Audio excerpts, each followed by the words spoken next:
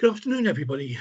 Welcome to the first webinar of the year, which we hope will be a very interesting one, looking at what accountants need to know right now, which is a very difficult topic. Just a couple of quick housekeeping things before we start. We're happy to take questions, but could you put them in the Q&A box, please, not the chat, because we don't look at it, basically.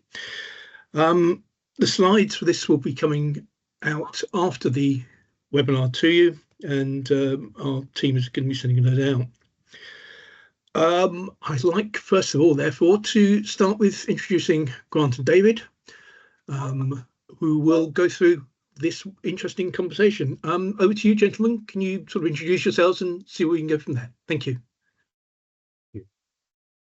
Thank you. So I'm Grant Summers. I'm here with my colleague David Brindley. We're part of a team at Intax dealing exclusively with tax investigations. We've got 8 guys in the team. 6 of us worked at Fraud Investigation Service, myself and David. Most of us are ex-tax inspectors, and we've then worked in big firms of accountants. I was with Deloitte and Grant Thornton for most of my career. And in terms of what we do at Intax, well, we'd say we're experts in all types of tax disputes with HMRC across the full gamut of taxes. We've got lots of expertise in the tax tribunal world. Both myself and David have acted as advocates at tax tribunals, which is somewhat daunting, and also instructed leading tax counsel in a number of cases. I've worked as an expert witness in quite a large number of criminal defence cases involving HMRC. Acting for the defence, instructed by lawyers, also in some Proceeds of Crime Act cases, usually following tax cases, and also in the general gamut of tax tribunal cases, particularly avoidance and pay-as-you-earn taxes.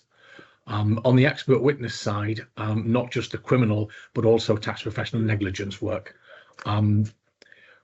We're always looking to achieve the best results for clients. Most of our clients come to us in a distress situation, so they've already identified that the situation is likely to involve a future tax liability, as well as some compliance costs for them.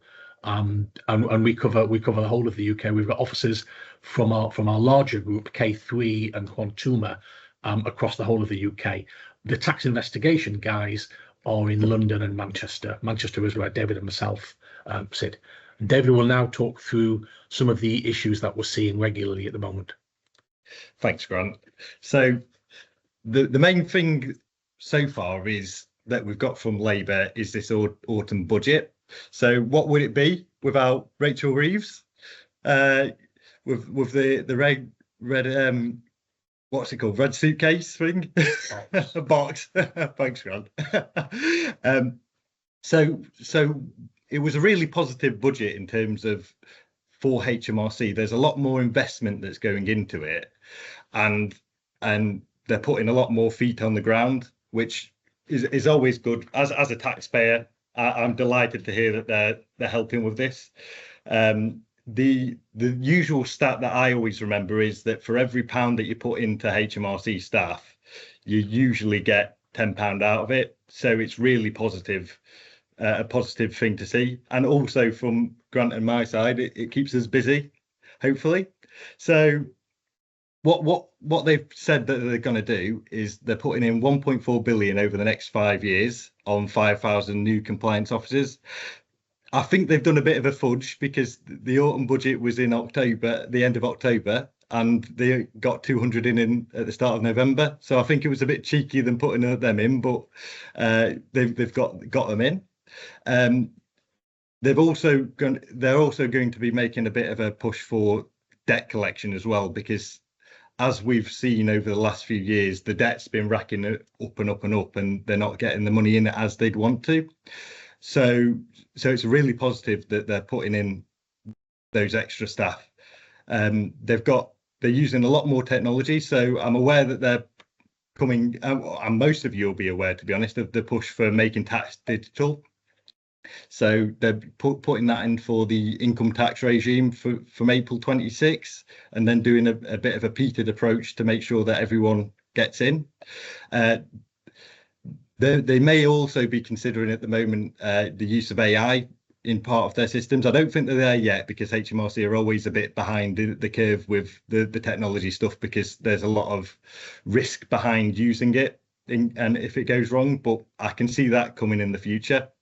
I'm also aware that they're buying lots of data sets from things such as credit reference agencies, which will help with that debt management piece. But the big picture for us really is this push at the moment from HMRC for the most egregious tax fraud. So they're really clamping down on those people that aren't complying intentionally with it.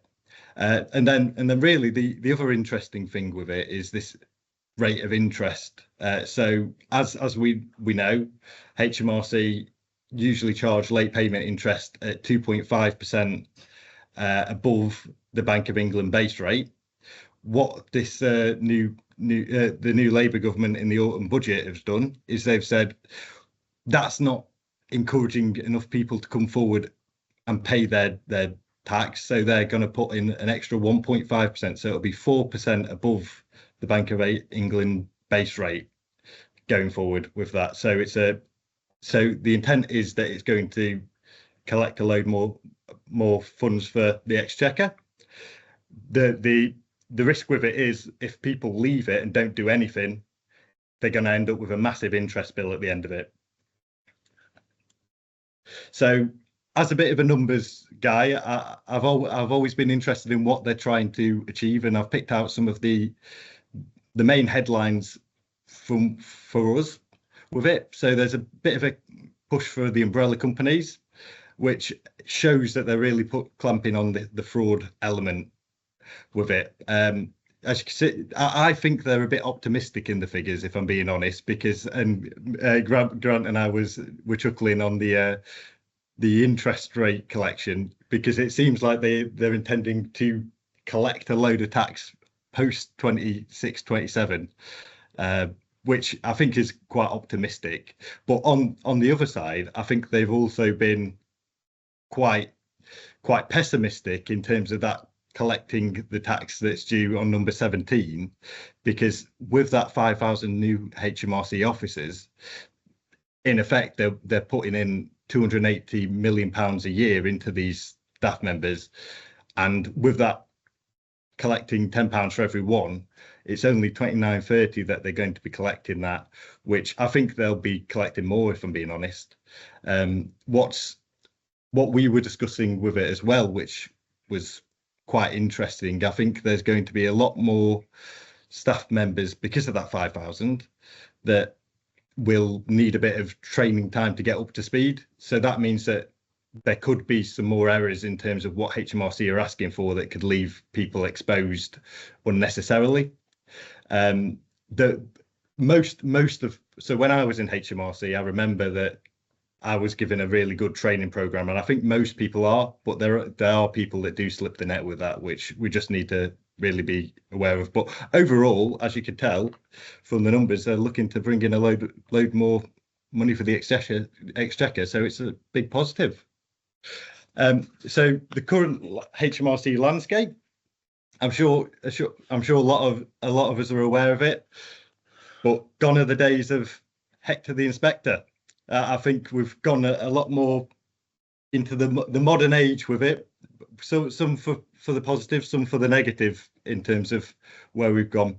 I'm aware and I have a lot of HMRC friends, and I think a lot of them do a good job, but there are some things that really need improving with the HMRC process. So here's a few of the big ones, which there's long waits on the HMRC helplines. I mean, that 45-minute wait to get an answer on the phone, it's a lot. We've got the Making Tax Digital stuff that's coming in with, and they're doing a lot more correspondence by email. I think there's also a real big push on this nudge letter campaign that I'm sure some of you will have seen before, where HMRC are putting a lot less investment in and just sending bulk letters out to collect taxes and hope that people come forward. So because of that, in my view, there's a lot less love in HMRC to pursue the tax through the conventional means, and it's a lot more robotic and process driven than ever. They're also a lot more bullish with going to tribunal. The thing with it being that HMRC, the person who makes the decision to make the assessments and to collect the tax, those people don't go to tribunal usually unless they're being cross-examined. So they just leave it to someone else. So it's off my desk. I've claimed my millions of pounds. I don't need to deal with it anymore. The other thing that we've found is that the graduate scheme for HMRC has been watered down a lot through the years. I remember when I started, it was a 3-year course with a lot of practical experience in there, and I know that through they've made the course less time, and a lot more of it's just going through books instead of being on the ground. They still do some practical stuff, but there's a lot less. And I'm not sure if you remember, Grant, but I remember, is it that back in the day you had to have £1 million of bring in £1 million to be we were always target driven in investigations, and especially in the fraud investigation service, we'd be looking at £1 million annual target, and I would be achieving that in the very early 90s. So it wasn't, but there would be enormous pushes to get payments on account in from clients and to get all the settlements through in March, whereas we're not seeing that same level of drive. It doesn't mean it's not still a dangerous place to engage with, but we're just seeing more inertia from HMRC. Yeah. So what we're currently seeing really is, and what we can expect to see in the future, is a lot more of these HMRC things going on, really.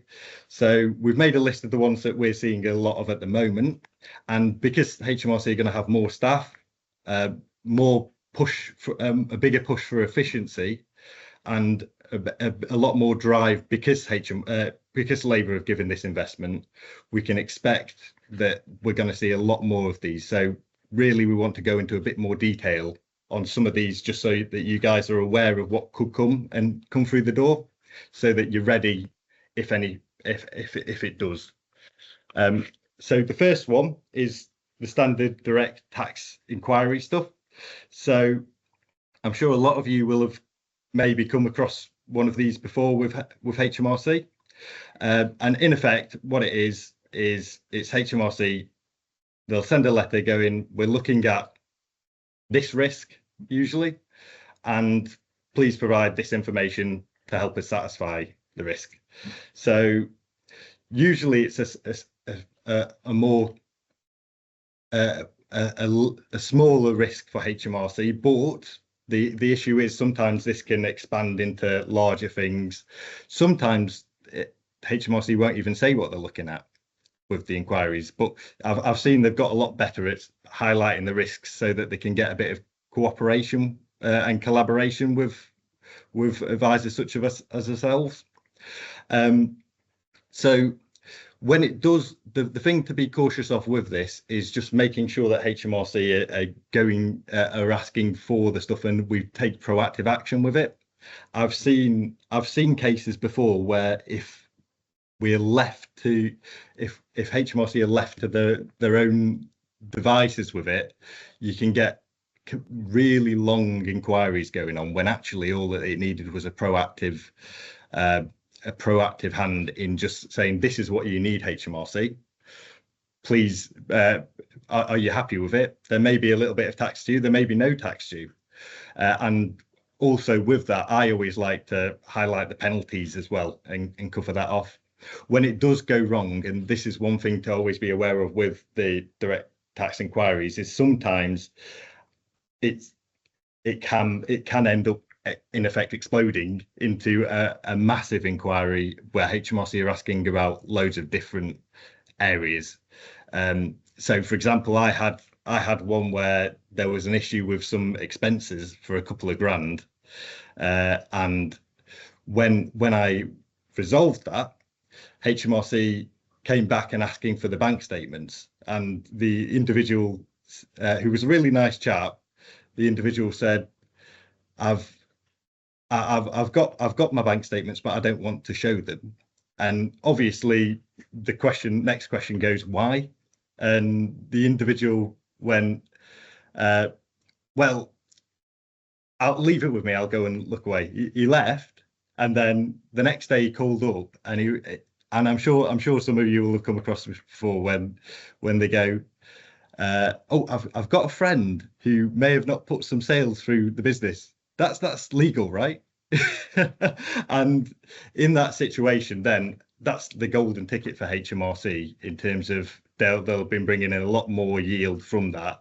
And in those cases, it's very important to make sure that proactive disclosures are made, because otherwise it can end up in a really bad position where you could even be facing prosecution.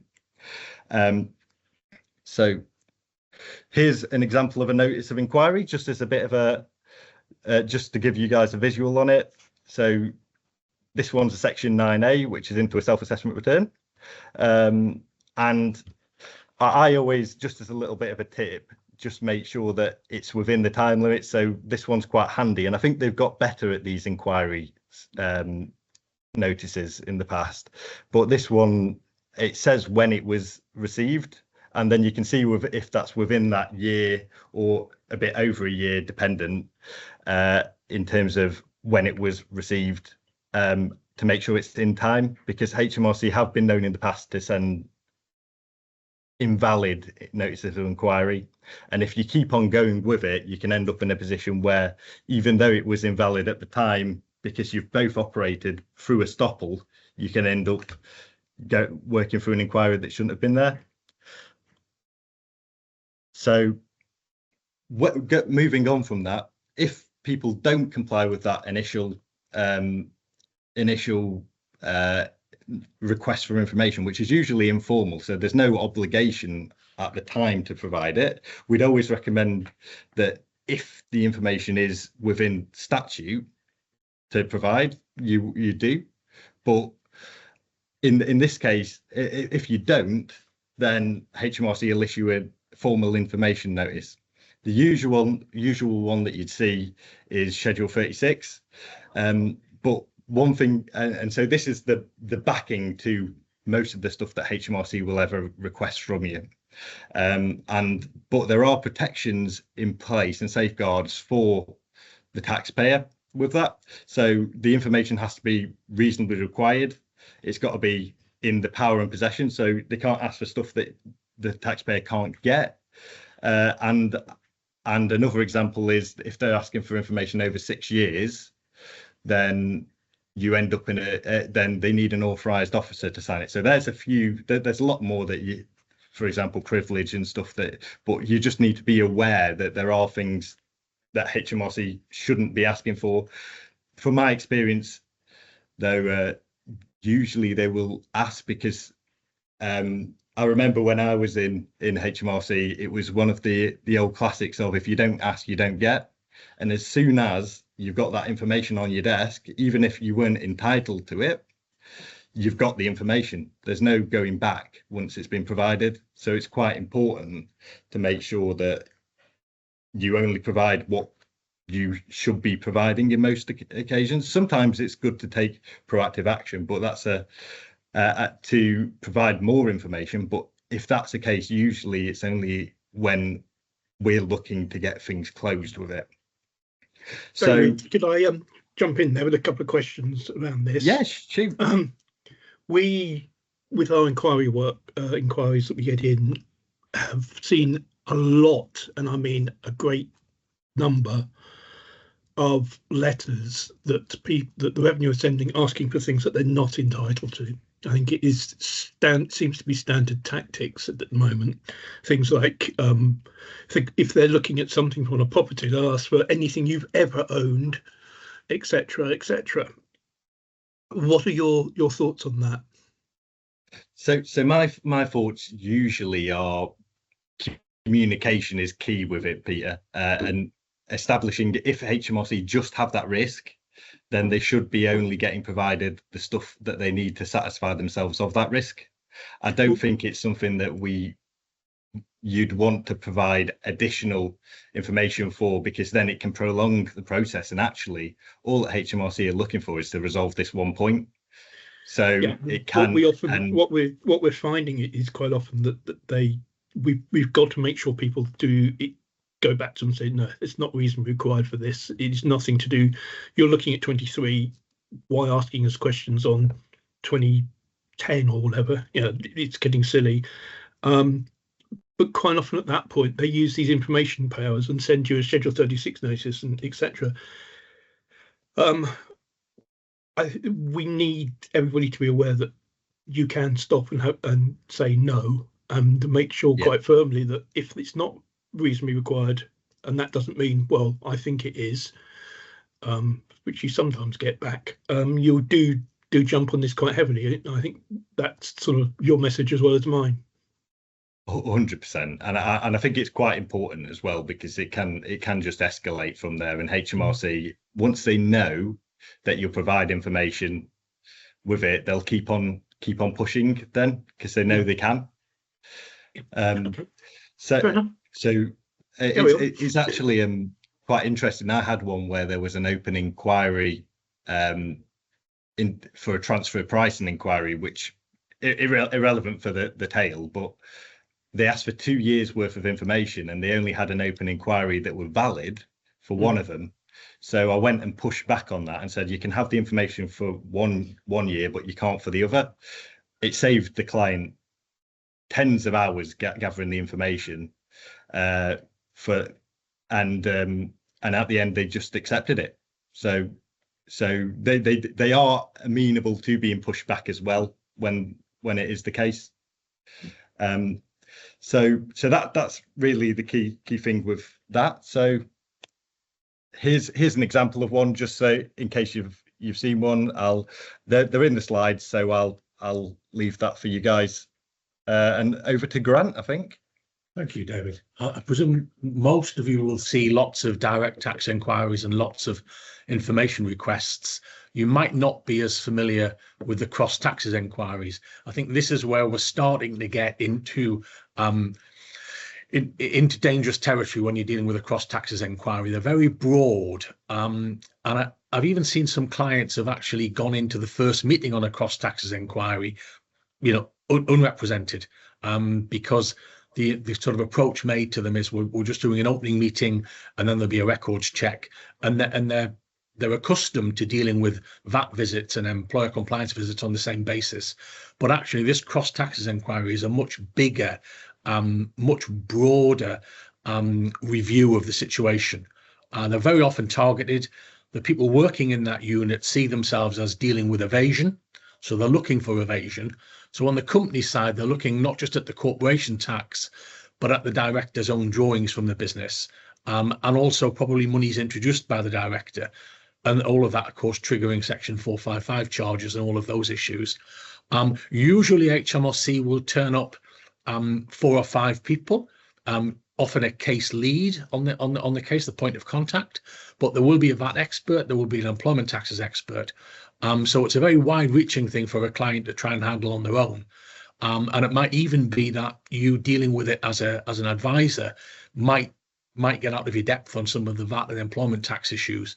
On the personal side, again, that can be quite intrusive, and HMRC will obviously look at the director's personal tax affairs, including challenges on things like tax residency.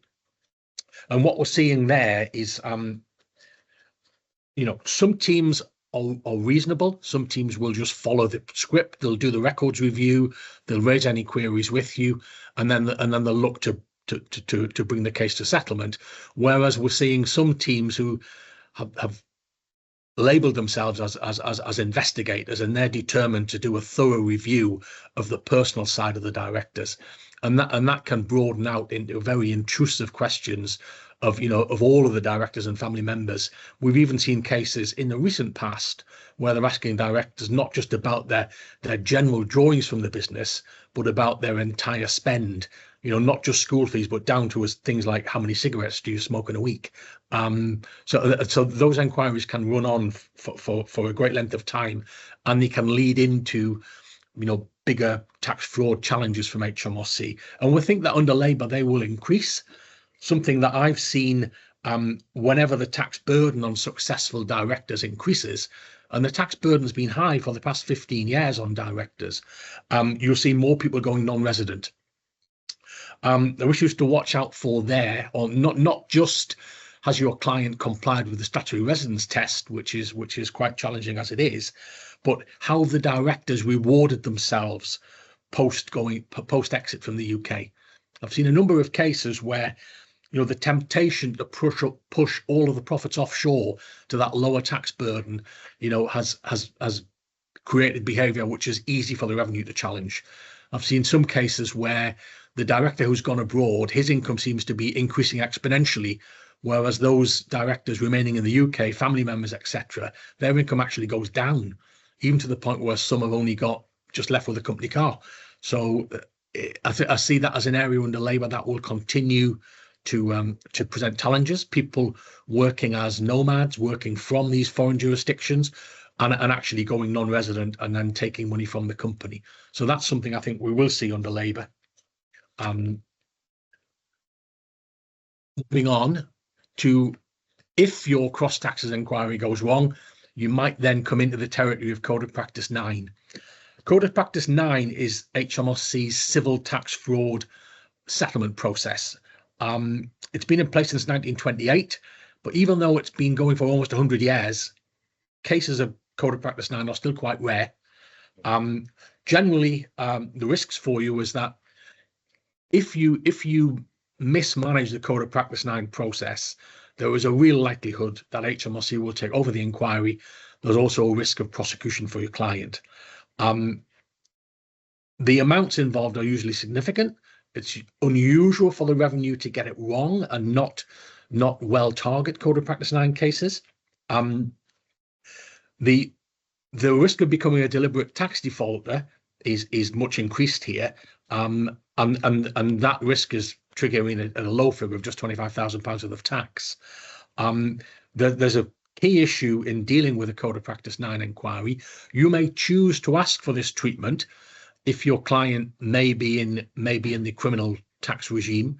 You can ask for this treatment. If you're doing that, there are quite strict procedures now to follow, and it's vital that whether your client receives a Code of Practice 9 letter directly from HMRC, or whether you seek to put them in that process, you've only got 60 days to make an outline disclosure. And that's key, and that can be quite a challenging deadline if the Code of Practice 9 comes out of the blue. So you've got a client initially, wanting to know what the revenue we've got about him, what they know about him, and how we should progress the matter. But 60 days soon goes, because within that time you need to identify any disclosures that you intend to make, identify whether you accept they are deliberate issues, and if you can, calculate the tax so that your client knows exactly what they're facing if they go down that disclosure route. They'll then be required to produce a report to meet the revenue's expectations, make payments on account, and ultimately the aim is that they reach a civil settlement. One word of caution on this: it's becoming increasingly dangerous to not cooperate with the inquiry. The option of saying, well, I haven't got a firm disclosure, but I'll talk to you about it and cooperate, doesn't really exist under the new regime. If your client is a robust individual and he says, no, I'm denying it, I'm not admitting to any wrongdoing here, I'm denying it. They might have some ideas, but there's nothing definite. I'm denying it. The risk there is that HMRC will take over the inquiry and you lose all control and input to it. So you'll probably get lots and lots of information requests. And then you'll get HMRC forming an opinion themselves. Now that's likely to create an aggressive tax charge, but it will also involve a much higher penalty. So my advice would always be, if the client is robustly saying no, we're going to deny, to really take a step back, perhaps even take a second opinion, because the consequences, given that HMRC are hugely unlikely to take up a case themselves if they don't think there's at least £100,000 in the case, then that's a brave move to just send back, say in a fortnight, a denial. But I think under Labour we will see more Code of Practice 9 cases. We're at a historical low at the moment, and we know that they've increased the number of staff there, so we will see more of those cases. And more often, I think HMRC will be willing to take on the inquiry, which they say is to safeguard the process which they've had in place for so many decades. Yeah. And another area where there's always risk is in VAT inspections. Now, you probably all have come across these, and usually the VAT team will notify the client. They may well copy you into that they're coming to do a visit. Some clients are quite comfortable in handling that. They'll interview the owner or the person in charge of the business, and then they will look to do a records review. Our best approach there, we would suggest, is that HMRC are taking that into a separate room to carry out this records review, simply because so they don't start interviewing staff and causing more potential problems for you. After the inspection, the VAT inspector will tell you if he thinks there's new taxes to charge, and very quickly it'll escalate to assessments being issued. You need to be aware that there's a 1-year evidence rule. So unlike direct tax, if the VAT inspector discovers a new tax liability, he has 1 year in which to make an assessment. We've seen a number of clients get into trouble with VAT inspections just because they haven't handled it correctly. The same would apply to employer compliance visits. Clients are very relaxed about the approach, but at least as agents, I'd be saying that your client may not want you there, you may not want to pay for that, but you should at least be asking them to give you an update after any VAT inspection or any employer compliance visit. I say that because, just as an example, you'll see the picture of the Tolley's Orange Tax Handbook there, and the editor being Roderick Codora QC KC now. I mean, I have Roderick engaged at the moment for one of my clients. We're about to go to tax tribunal, and that's a more than £1 million tax matter. Now that client handled his own VAT inspection, didn't handle it well, ended up potentially being prosecuted, charged, but we managed to get the case dismissed, but it didn't go away. And we're looking at a tax tribunal. I'm confident that had that VAT inspection been correctly visited, we would never have had that that anxious situation with the criminal charges and now with tax tribunals, because tax tribunals themselves are not an easy arena for anyone. I'm going to ask David just to join in now to mention something on the Kittle cases, because he has lots of experience on that. Yes, so this is something that most people don't come across until they come across it, and then it's pretty bad news for the people involved with it. So the Kittle principle has come in effect as a result of the old carousel fraud MTIC piece, as a way of combating this missing trader element. And basically what it is it's when there's been a fraud in the supply chain to do with that, and the someone in the chain knew, the person in the chain, not the person necessarily who committed the fraud, but someone in the chain knew or should have known that there was this fraud going on. So it's a very difficult process to be put in to disprove that you should have known that there was an issue, and HMRC really rely on that balance between if you should have or shouldn't, because it's a very grey area. So what HMRC really like to do in this is throw a load of different fires, asking different questions, and it's very difficult to combat. We're also seeing, David, I'm seeing this a lot in umbrella company cases. Yes, the revenue are using that a lot to try and combat umbrella company. And David's earlier slide showing that the yield that HMRC are trying to get from umbrella companies, and we know they're going further and further up the chain there, and they're putting a lot of pressure on the end users, and that whole due diligence within the supply chain is being influenced by Kittel. So we're expecting to see more Kittel challenges, Oblisio challenges, and the whole arena of many umbrella companies is still very much in Labour's crosshairs at the moment, I would say. Yeah, 100%. Peter, did you have a question? Yes. Well, a couple of comments really more than question. One comment with this is yet again one of these wonderful ones where you are guilty until you can prove your innocence, which is which is utterly ridiculous. It's the only court in the country that is actually that way around. The other thing, there's a question here from Rebecca, which is interesting. Have you seen HMRC apply the strict liability offence for offshore tax errors over 25k? I've not come across it. Have you? No, I've seen them applying. No. Okay, fair enough. I didn't think I haven't either, so I just thought I'd mention it. Okay, carry on. Yeah. So one of the things that, as I've put in the slides before, that we're going to see a lot more of, I think, in the future, is the nudge letters. That for HMRC, it's an easy win.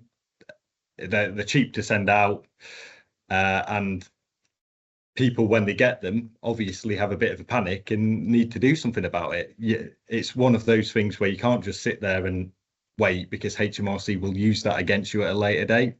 So it's a really good tool for HMRC to be prompting people to be compliant. They've done nudge letters. Some nudge letters are even proactive in how they work.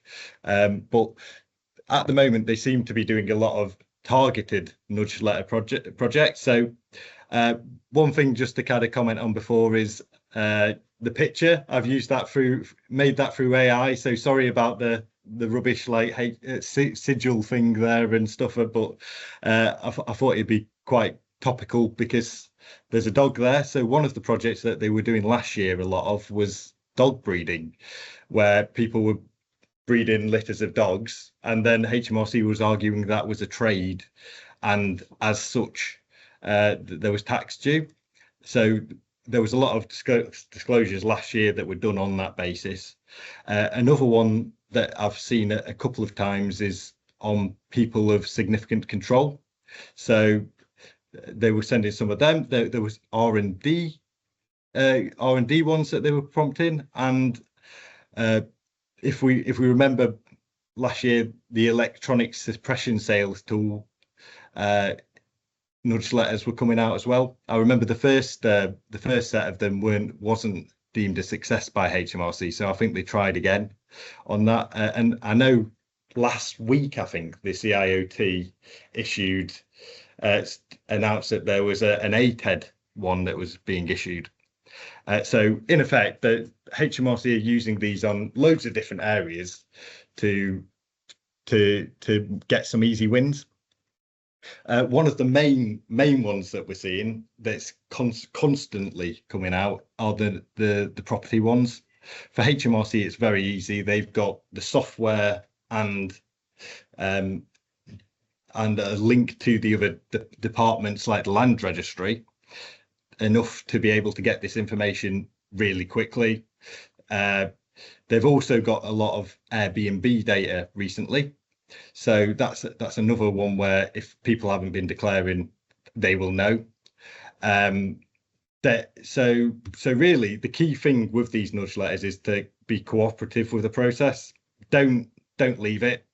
If you do leave it, HMRC will come back eventually, and when they do come back, it's going to be a lot harder to argue it's going to be a lot harder to argue that you were acting reasonably if you're dodging the letters, and they'd be looking at, I think, a lot more at challenging on the basis of deliberate behaviour. Sorry, Peter. One thing that we always put across to our accountants, I'm sure you probably agree, if there isn't anything to declare, if they've got it wrong, don't fill in the the declaration at the back, just simply write back to them. The declaration is a legal document, and if you eventually something comes out of the woodwork, you're in more trouble than not actually answering that part. That was our next slide there. Sorry, beat you to it. Quite right. Yes. Yeah. Okay, carry on. So we thought we'd just provide like a bit of an example of one that we've seen before there. The thing with the property as well is it's just not into letting income. There's also CGT and PPR. And I know that we had a recent win about a year ago with it. So over to Grant for offshore nudge letters. Thank you. Yeah, we're still seeing lots of these. And clearly the HMRC are getting lots of information, and some of it seems to be quite detailed and troubling. Just our recent ones have come from China, Italy, Spain, and as ever the USA. It's not uncommon for people to go to the USA and make their millions. Not everyone does, but there's still plenty of people going over there, making lots of money and leaving money over there. We often see that clients are confused as to what it is HMRC are asking for. And we think there are potentially a number of ways of obtaining that information. Not least actually asking HMRC, but that depends. Just seems to depend on which officer you get when you phone up. We are seeing obviously the risk of much higher penalties if clients have fallen foul of the offshore issue, and we're hoping and expecting to see a significant number of non-dom issues and with the flight of millionaires. I mean, I regularly see cases where you've got a UK domiciled resident person who's worked abroad. He then returns to the UK and he's got legacy, potentially untaxed wealth offshore. So he's left wealth offshore. He might convince himself that because you're not brought into the UK, he doesn't have a tax liability. But someone in one of those offshore jurisdictions has reported that to HMRC, and the challenge then is how do you deal with it? And it's not unusual that the nudge letter triggers that client to actually look at the time when he was out of the UK, and clients will obviously meet problems if they haven't fully reported that income overseas, and that's not uncommon. So you're looking at a difficulty if they're UK resident, then they go away, then they're UK resident again, especially if they left their family here with the statutory residence test challenges, if they haven't declared the money anywhere. It's always a difficult argument if they haven't declared tax anywhere, which does happen, or if not declared all of the tax in that host country. So we are seeing those. I expect we'll see more of those under Labour as more people, particularly millionaires, are looking to leave the UK, or at least leave the UK for tax purposes, and have a foreign footprint. So those measures on reducing, and create a challenge because they come with a declaration at the end, which Peter's also alluded to. But the declaration on the offshore one, says specifically, and I've highlighted it there, that if you evade taxes, then there could potentially be a criminal offence. So I've seen this a lot in my career, where these letters often land in private client tax teams. And they might be very willing to just accept what the client says, fill in one of those boxes and send the form in. And I think there's a great deal of risk there.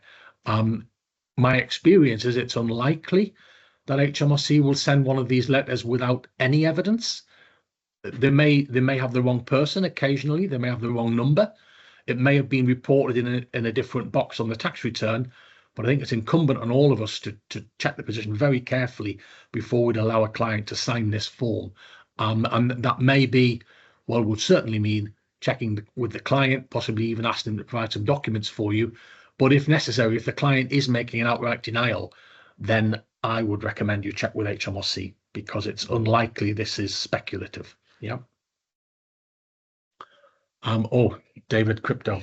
Yes. So very conscious of time, so I'll go through this one very briefly. But the HMRC have a big hype around this cryptocurrency piece at the moment internally for the team. So for them, it's important that they get as many people because they've got the data set, they want to get it to as many people as possible. And my understanding with it is there's a lot of people that didn't understand how the crypto space worked in terms of taxation. So they made all these big gains, and then kept the money. They disposed of the crypto assets or sold the crypto asset for something else, and never declared the income. So HMRC, with the data sets that they've got, have been looking into that a lot, and they will continue to be doing so because it's only getting more prevalent. And as we heard in the news the other day, because Trump's now in, the crypto values have gone up again. So I imagine that there'll be more sales for the year ahead and going forward. So HMRC and are going to be making a real big push for this one. Oh, yeah. Avoidance, well, that will still come under the spotlight under Labour. I'm expecting Labour to make some very negative comments about any clients using avoidance schemes. We've got the loan charge review again. I'm not hopeful that it will ever be abandoned. My only expectation is we might get some pressure on HMRC to be a bit more amenable in terms of settlements. I'm still seeing loan charge cases. My general view, having been a tax partner for a lot of years, is that the current climate makes most schemes very difficult to succeed. I see increasingly clients who've done multiple schemes year on year, and that's partly because HMRC are so slow in taking these cases through tribunal and so slow to reaching settlement. If you like, those clients are easy prey. It's easy to sell them a scheme the next year because the first year hasn't failed, and suddenly they're in a 4-5 year scenario of got, you know, potentially facing 5 years tax liabilities.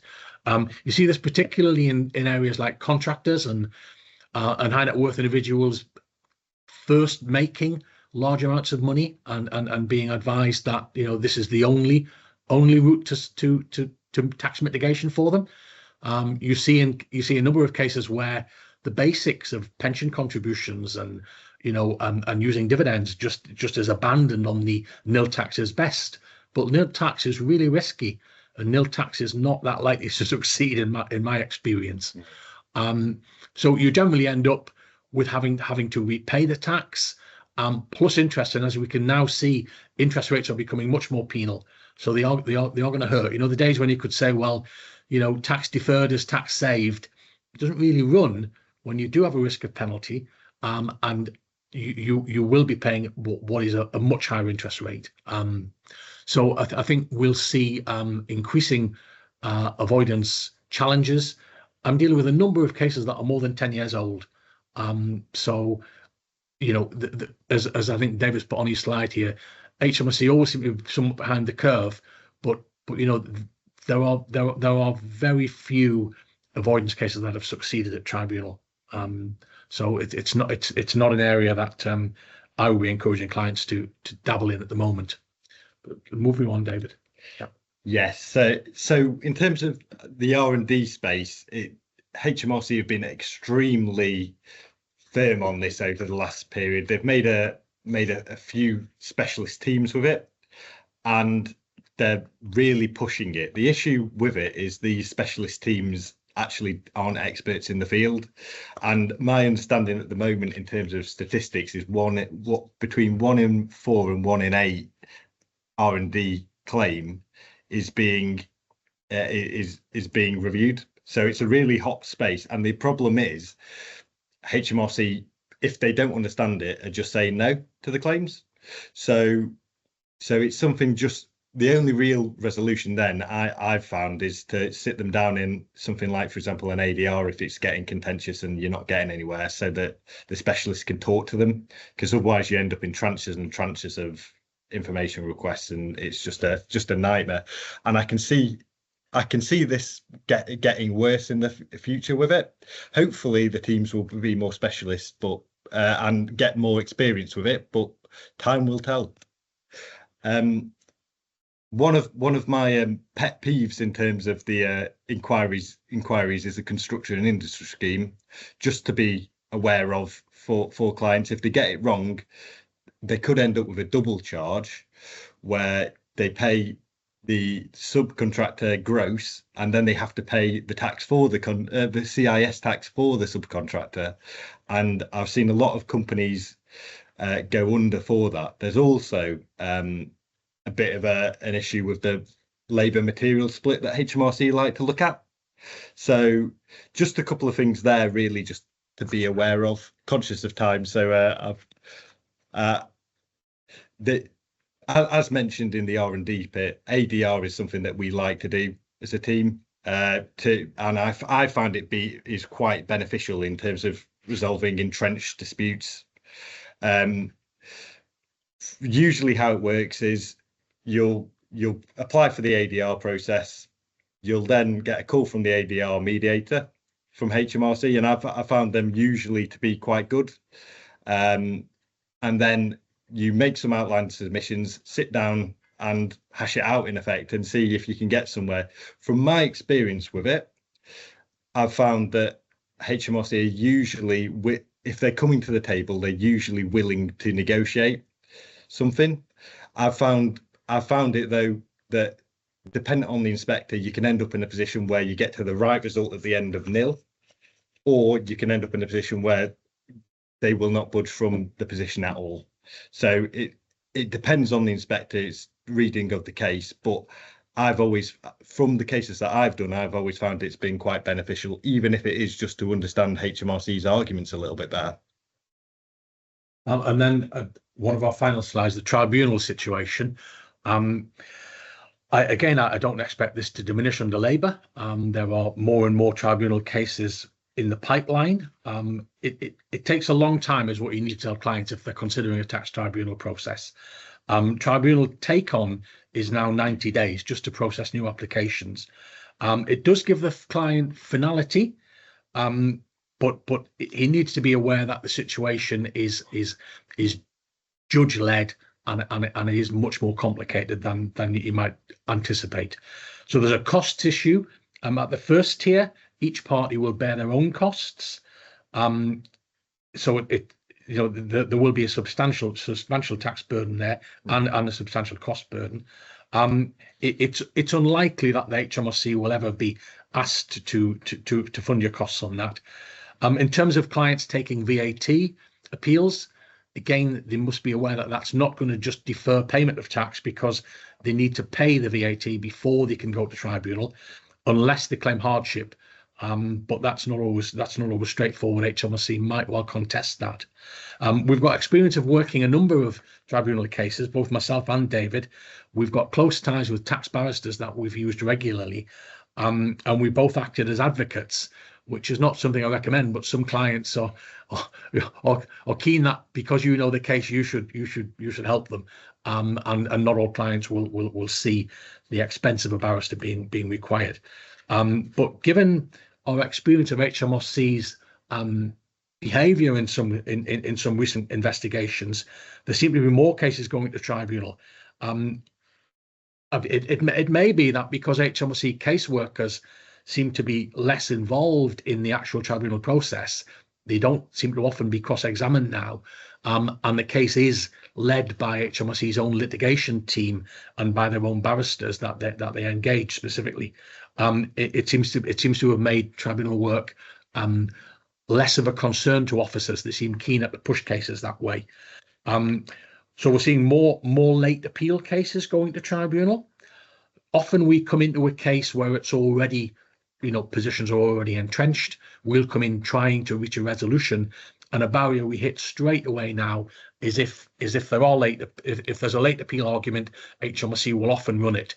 They will object to your late appeal. And that's something for us as practitioners to be wary of, because the 30-day statutory time limit is plainly written there. If you on your client's behalf have failed to make that appeal, you might find it's not as easy as it used to be to come along 3 months later and say, oh, it needs to be reopened, we need to look at it. And that often, the trigger for that is often debt management getting involved and chasing the client, and then the client will say, oh, I'm not sure you even owe that amount. Well, if you miss the appeal deadlines, you've got a problem there. We've managed to overturn some of those late appeal refusals. We've got a tribunal case at the moment where we've had the hearing or waiting for a judgment on a late appeal. And I have another one going in early March, which I've been waiting 2 years for, and that's a late appeal.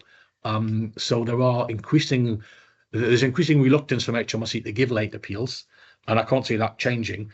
And just one word of caution on tribunals. You need to tell your client HMRC have a very high success rate on evasion and avoidance cases. That's an area where the client needs to be very confident of their position.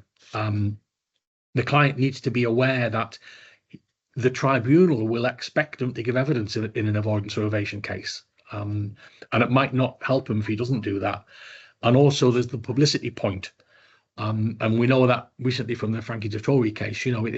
The tribunals are very unwilling to give you any kind of privacy. So clients need to be aware it will be a timely process. It will take a long time. It will cost, and there will be a public decision at the end of it. And that will even include comment from the tribunal as to his behaviour as a witness and to his advocate, if that advocate is not the barrister, his behaviour.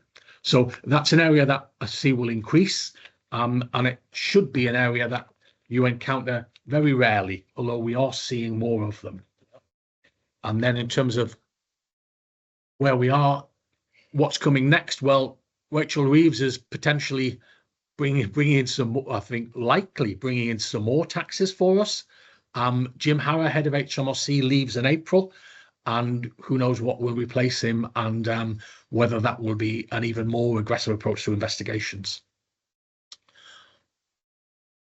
That's it from myself and David, but we'll be happy to take any questions. Yeah, I've got a couple here for you. Anthony asked, have you actually come across any landfill tax inquiries? I've never done in my whatever many years. No. What's the name of the scheme? Do you know? Well, it'll be a landfill tax. It'll be there. It is this weird tax. We'll have a look at it and see if I'll have a chat with Anthony and see what exactly if there's anything he needs there. Right. Tony's also come through with, do you know if there's any research got into the cost of time wasted by taxpayers dealing with nudge letters that there's nothing to report? No, I've not seen any analysis of that, Peter. I mean, all the revenue are going to tell you doing some. Yeah, they're just going to tell you how much the yield is, which of course is quite substantial for the sake of sending out some letters. So that's why I don't think we're going to see any reduction in the nudge letter program, because it's money for old rope, isn't it? It is, and lots of people are quite happy to. Unfortunately, some people will answer things that they shouldn't be doing for their nudge letters, and the revenue. Thank you very much. Yeah, I think there's enormous scope for HMRC on the property side. It's so easy for the HMRC to look at the land registry and say, you bought it for 400,000, 18 months later you sold it for $1 million. Where's the 600,000? It's not on your tax return, or when you're a builder as well, or an estate agent or something. And I regularly meet clients who've got that dilemma, and the answer, well, it's PPR covered, or my daughter was going to live it, then she changed her mind. Sounds good at the golf club, but it doesn't sound so good in front of a tax inspector, especially when you don't have all the receipts for the expenses that you would need to claim to reduce the tax burden. So I think the property area is still has scope for HMRC. Most definitely, it's the biggest and most open one they can touch, and they get so much information connected full of it. It's ridiculous. Tim has asked, have you heard of a tax deduction for GDPR provision? Not that I can think of. No. That's a slightly different one. I haven't come across anything for that at all. As we're now over the hour and things, I think we might as well wrap up at this point. Thank you very much, gentlemen, for such an interesting conversation. Thank you. As we said at the beginning, we'll be circulating all the slides and things shortly. hopefully that's thing. Next month, we have a webinar on the 19th of March, which is on the making tax digital provisions. I think it's going to be a major issue hitting us soon. I think we've already had people struggling with last year's issue with the change in it. Accounting area dates and things. So the MTD is just the next thing to hit us. And we have a very good speaker, Emma Rawson, who has now been promoted to the Director of Public Policy for ATT CIOT. She's very good at these things. And so that's the 19th of March. So watch out. Something will be coming out to you soon to sign up for that. But again, I would like to thank the two gentlemen who have done this today. And hope to see you soon on our next meetings. Thank you very much.